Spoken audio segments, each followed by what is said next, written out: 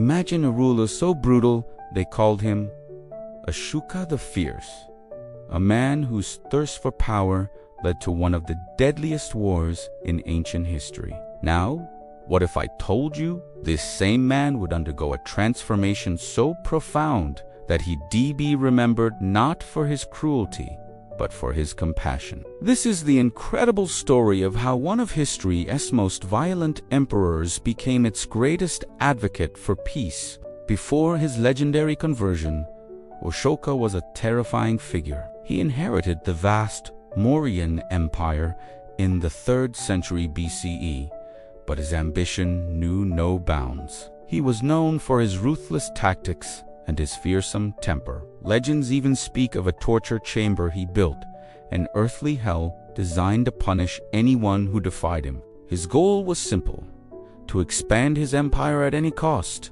to conquer all of India under his single, iron-fisted rule. This relentless drive for power would lead him to the shores of a small, independent kingdom called Kalinga, setting the stage for a conflict that would change the course of history. The War of Kalinga was the brutal climax of Ashoka's ambition. Kalinga, located in modern Orissa, fiercely resisted the Mauryan invasion. Ashoka, determined to crush their defiance, unleashed the full might of his massive army. The war was catastrophic. Ancient texts describe a battlefield so soaked in blood that the rivers ran red. It's estimated that over 100,000 soldiers were killed in the fighting, and countless civilians were deported or died from the famine and disease that followed. The Mauryan Empire was victorious, and Kalinga was annexed, but the price of this victory was unimaginable suffering. The kingdom was utterly destroyed, its people decimated. Ashoka had achieved his goal.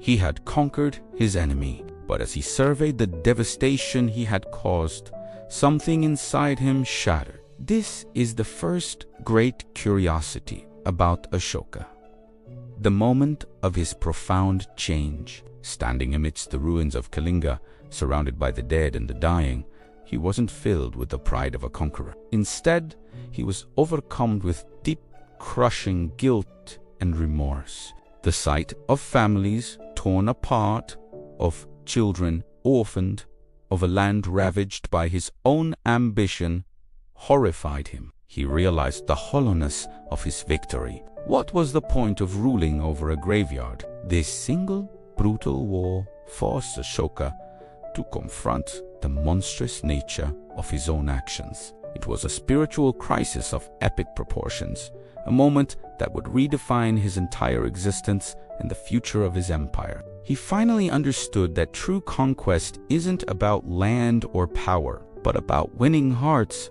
and minds through righteousness. Haunted by the horrors of Kalinga, Ashoka began searching for a new path, a way to atone for his sins. This led him to the teachings of the Buddha. He abandoned the path of violence, or Digvijaya conquest, by the sword and embraced Dhammavijaya, which means conquest by Dharma or moral law. This is the second curiosity, his radical conversion. He didn't just become a lay follower of Buddhism, he became its most powerful champion. He renounced war and hunting, promoted vegetarianism within his court, and dedicated his life to alleviating suffering. The man once known as Ashoka the Fierce now wished to be known as Divanampiya, Piyadasi, meaning beloved of the gods, he who looks upon all with affection. Ashoka's transformation wasn't just a personal spiritual journey, it became state policy. This is the third fascinating aspect of his reign. He inscribed his new philosophy on massive stone pillars and rock edicts across his empire, some of which still stand today. These weren't just laws, they were moral proclamations. They spoke of religious tolerance, respect for elders, kindness to servants, and compassion for all living beings, including animals. He established hospitals for both people and animals, planted trees along roads to provide shade for travelers, and dug wells to provide water for everyone. He essentially tried to create a welfare state based on Buddhist principles of nonviolence and compassion, an idea that was revolutionary for its time. The fourth curiosity is how Ashoka single-handedly transformed Buddhism from a small, local Indian sect into a major world religion. He didn't force his subjects to convert, but he used his imperial resources to spread its message. He sent Buddhist missionaries to faraway lands, to Sri Lanka, to the Middle East, to Greece, and across Southeast Asia.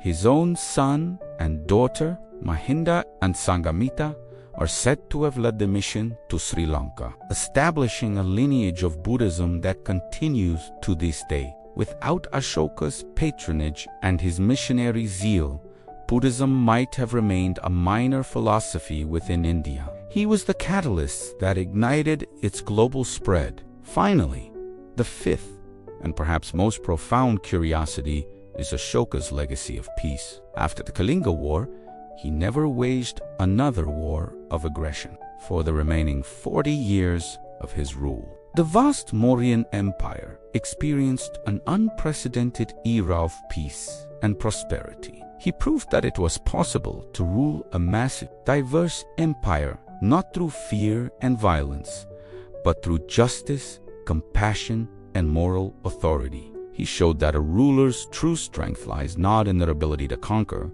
but in their ability to care for their people. Ashoka's story is a powerful testament to the human capacity for change. It's a journey from the darkest depths of violence to the highest ideals of peace and compassion. So, from a bloodthirsty tyrant to a saintly emperor, Ashoka's life is one of history's most dramatic redemption arcs. His journey teaches us that no one is beyond change, and that even after committing terrible acts, a path of peace and righteousness is always possible. His edicts, carved in stone over 2,000 years ago, still speak to us today, reminding us of the timeless power of compassion.